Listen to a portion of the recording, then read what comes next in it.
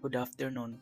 Ngayong araw ay August 25, payday. Kaya pagdating ko galing sa bar, nagbihis agad ako para mamili ng mga grocery. Namumula pa lamang mata ko dyan dahil nagdrama na naman ako. Chat kasi akong natanggap na reminds me who I am before. Char! Gawa pala ako ng video. Pagdating nga namin sa store, napansin agad namin itong halaman na ito. Ang mahal pala, samantalang damo lang ito sa Pinas.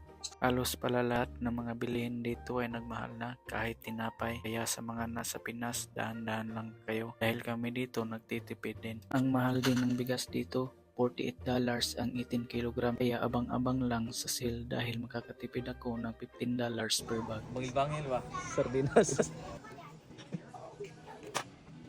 Kaya tuwing grocery, present palagi si sardinas, noodles at si pancit canton. Dahil medyo mura sila konti. Kaya ako, 2 beses lang ako kumain sa isang araw. Pagdating ko sa bahay, agad ko nang linagay sa lagayan ng mga groceries ko. Umabot pala ng $120 ang gasto ko. Pero di ko pa nabili lahat. Yung iba, wala pa akong gulay, karne at manok. Yung grocery ko ngayon ay sakto lang yan sa 2 linggo ko kasi nakabili na ako ng bigas nung nakarang araw dahil nag-sale. At meron pa akong mga tirang stock nung nakarang linggo.